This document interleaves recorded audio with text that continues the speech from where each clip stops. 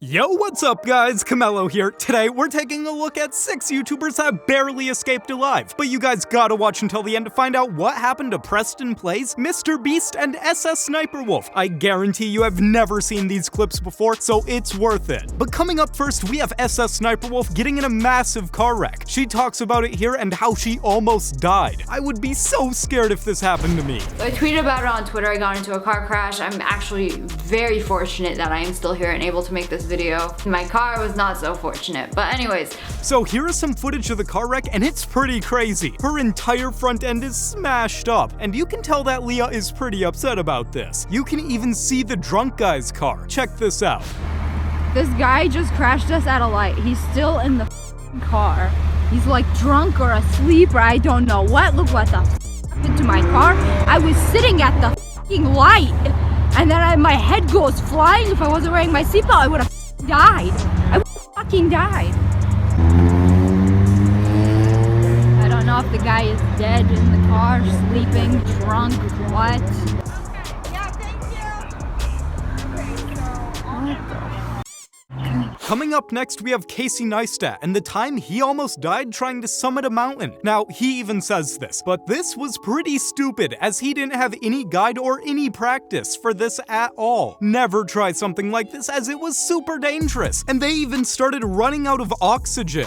This story is of the time that I crossed the line from risk into recklessness. And this is probably the only time in my life where I've ever felt like I lost control. Honestly, I think that I made it out of there, that I survived by a thread. So Graham and I made the somewhat rash decision to climb a mountain called Aconcagua. Aconcagua is the tallest mountain in the southern hemisphere. It's the tallest mountain in the world outside of the Himalayas. With just about zero preparation and no training, Graham and I packed up a bunch of gear, we flew to Chile, and we headed to the mountain. January 2009, that is days after we were there, 5 climbers died. I mean, that was literally days after we had left the mountain. Now, you have this thing called turnaround time, and that means no matter what, at this time of the day, you turn around. I think ours was like 2 p.m. and ideally we would summit prior to that time and start climbing down, but had we not summited, no matter what, you turn around at your turnaround time. We're right there. We're so close to summit, but I keep like blacking out. I think it's from the altitude. Both hurt. We're both hurting pretty bad. I've never been anywhere near this altitude, but the part that hurts the most is summit is right there. We're gonna do it. We're gonna go for it. We're gonna go for it. So close.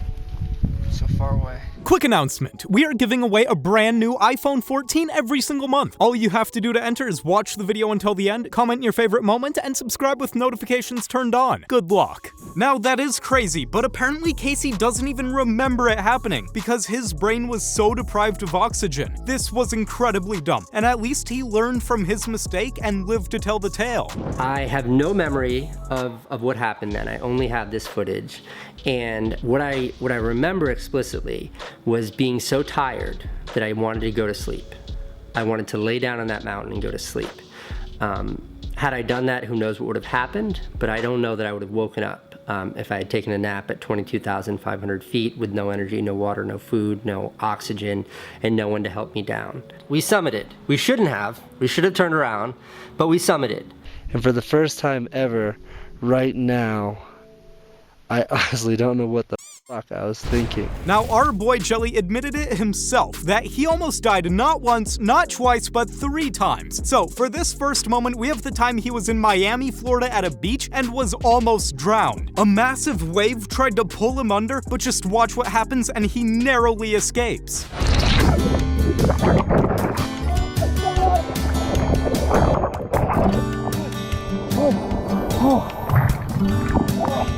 The next time where he almost dies is at a carnival, on one of those swing rides that spins you around. We all know that those rides aren't always the safest and may not be put together correctly, and in this clip, Jelly started sliding out of his seat. So I guess you can tell he's a bit nervous. Who wouldn't be? God.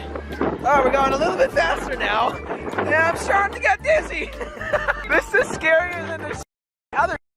And at the last clip, we have Jelly traveling through Europe, and he decided to stop at an amusement park in Germany. He was on a roller coaster that looked like a ton of fun, except if you were Jelly, because a massive metal pole hit him right in the head at high speeds. That was a super close one. My head! I hit my head on this pole. At number 4, we have Preston being trapped on a small boat in the middle of an ocean where he had to spend days surviving on the water. This was an awful situation, but Preston made the best of it, so let's dive right in. We have Ali A getting into a massive car crash in his $200,000 Audi R8. Now that is one expensive crash. Luckily, more damage was done to the car than to Ali A, but let's hear his side of the story. Ever been on before. And 30 seconds into setting off, started playing some music, trying to wake myself up. I took literally 2 turns, and then I misjudged a turn, hit the curb, and crashed my R8, the black R8 that you guys will have known and will have seen in many, many videos. Now, why didn't I tell you guys about this earlier? Obviously, I was devastated. I got out of the car, I couldn't believe what had just happened. It took several days, but to be honest, I still can't believe it happened. And I just looked at it being like, please, please, please, be fixable, So after he came to his senses, he ended up having to call a tow truck and go get it seen if it can even be fixed. And sadly, it couldn't. So he's gonna have to buy a whole new, super expensive car. Now this was really dangerous and could have gone super badly. So it is good that it was only a car. Drivable, and getting out the car, it clearly wasn't drivable. When I hit the curb, the wheels locked out, and I wasn't even going quick. It was just a very sharp corner, but I didn't judge properly because of how dark it was. And after hitting the curb, the car went off the road and caught basically like a pothole or a manhole, which ripped the underside of the car. So the car outside aesthetically wasn't even that damaged, and it was just the fact that the underside of the car, which is obviously where all the important parts are, the axle, the engine, was so damaged that when it got sent off to a garage to see if it could be repaired, they said they couldn't do anything about it. Now at number 6, we have a secret time where Mrbeast almost died in a car crash. After filming a video, they were driving a car with a friend in the driver's seat. He fell asleep at the wheel, and they began going absurd speeds down the highway. They ended up crashing into a concrete wall, but let's get the story straight from Jimmy in this fascinating interview straight from Impulsive. Let me hook you with this, okay? It's a story about the time I almost died.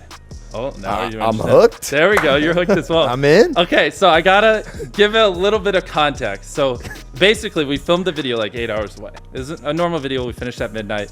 All the boys slept well. We don't drink. We don't do drugs. We're just normal. Yeah, normal guys. Good Carolina boys. So, and then my friend driving. Yeah, he just says, "Can we pull over to a gas station? I don't feel too good." And I'm like looking at the road, and I turn and look to my left, and his head's just bobbling, and he's just like, wait, is he driving? Yeah, down the highway, and he's just like dead. We talking about? Like his arms just went limp like that. He just said that. Fell asleep. The guy driving the car? Yeah. He gave you one warning, then fell asleep. Well, it wasn't even like a warning. Not even a warning. Just like, hey. I don't feel so good. And then I look over, and he's just like this. And I just yell, "Wake the f up!" And I'm like yelling, and he's not waking up. And a few seconds go by, and then Tyler in the backseat literally punches him in the head. His head just goes to the side.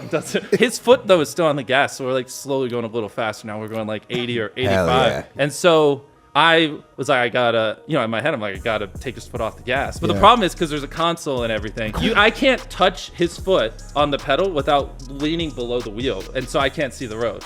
And I just put my head below the wheel. I grabbed his foot and just threw it off the gas. And then I look up and I'm like, oh, we're still going straight. We're off. We didn't hit a car.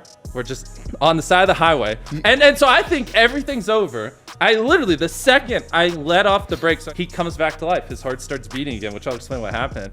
And he just stomps on the gas. And so I just yoinked the wheel to the right. So we just slammed into a concrete wall. And that just stopped the car. Now, Mrbeast is about to reveal what happened to his friend, and this is actually crazy and a 1 in a million chance. To explain what happened to him is his heart just stopped beating.